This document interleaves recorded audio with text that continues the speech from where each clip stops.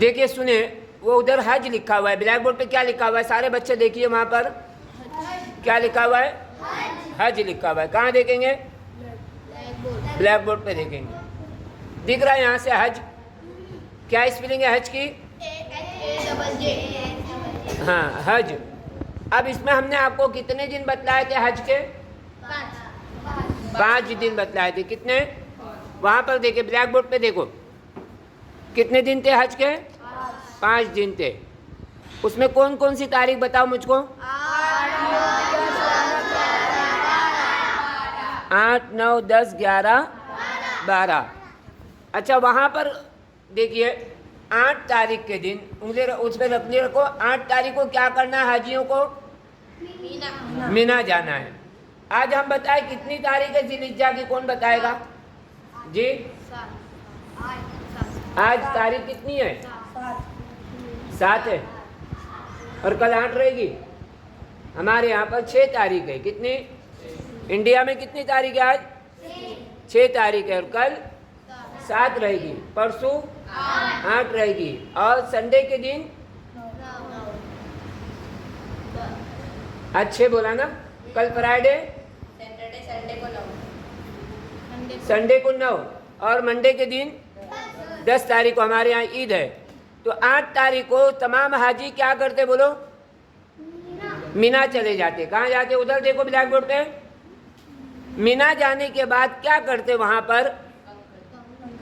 نہیں، غور سے سنیں، مینا جانے کے بعد وہ اگر آج رات کو نکلتے ہیں، کل وہاں سے مینا شروع ہو رہا ہے، کل کا دن، کل 8 تاریخ، وہاں آج 7 تاریخ ہے، وہاں پر کل کیا ہے؟ 8 ذی الحجہ شروع ہوگی سعودی میں۔ کون سا دن آ رہا ہے کل؟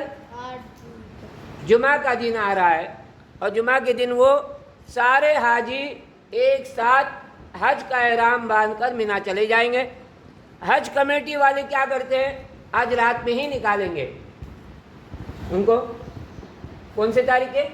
وہاں کے 7 تاریخ کے رات میں ہی نکالتے، تاکہ سہولت سے حاجی اپنے اپنے خیموں میں پہنچ جائے، اور 8 تاریخ کی صبح سے لے کر سارا دن کیا کرے؟ وہاں عبادت کرے۔ دکھ رہا ہے وہاں پر ظہر، عصر، مغرب، عشاء اور فجر، یہ 5 نمازیں وہ پڑھتے ہیں، خیموں میں ہوتی نمازیں۔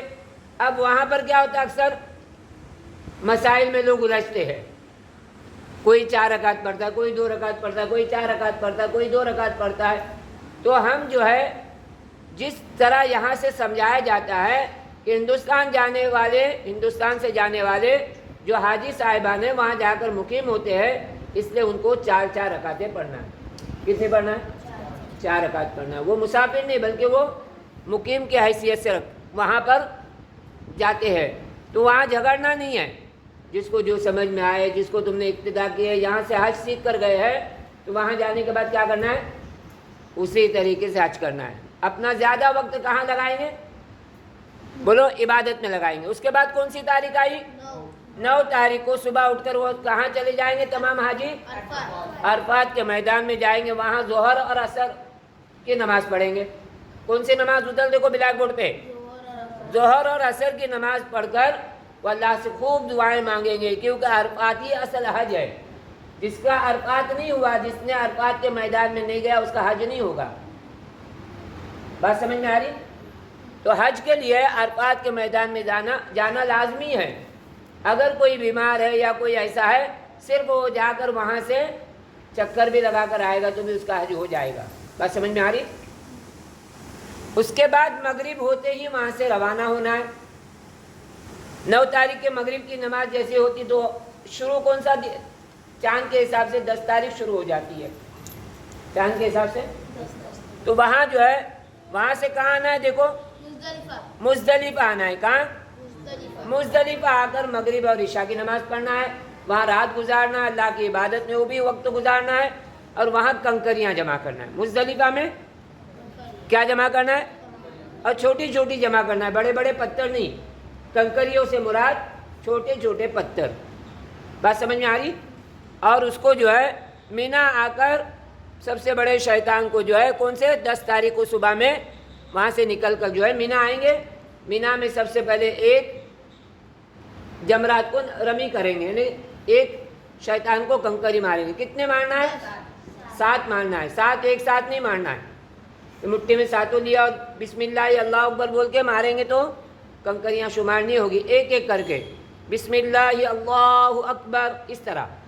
बात समझ में आ रही? कैसे?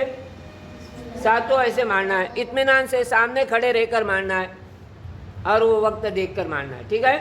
वहाँ से जो है रमी करने के बाद कहाँ चले जाओगे? 10 तारीख को मक्का आएंगे। मक्का में हरम शरीफ का तवाफ़ करेंगे, सफ़ा मरवा की सही करेंगे, बाल मुंडवाएंगे। या हमारा जो है हज का एक चीज़ पूरी हो गई। 10 तारीख को वापस हम मीना चले जाएंगे। ये सारी चीज़ करके कहाँ चले जाएंगे? मीना में। और फिर मीना में नमाज़ें अदा करेंगे।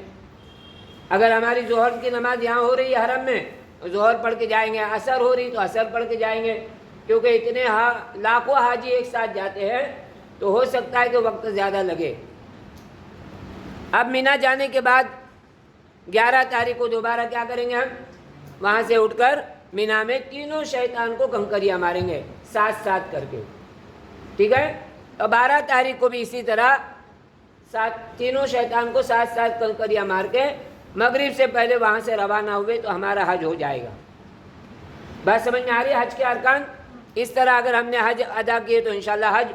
और हज में क्या नहीं करना है? झगड़ा नहीं करना है, कोई बेहुदा ऐसे काम नहीं करना है। बाज़ हाजी क्या करते हैं? टाइम पास करने के लिए वहाँ बैठकर गेम खेलते बैठते हैं, मोबाइल में गेम खेलते, इसमें गेम खेलते हैं। हाँ, वो गेम खेलने का टाइम नहीं होता है, वो अल्लाह को रुजू करने, अल्लाह से हम रुजू हो जाए, अल्लाह से अपनी माफ़ी मांगे।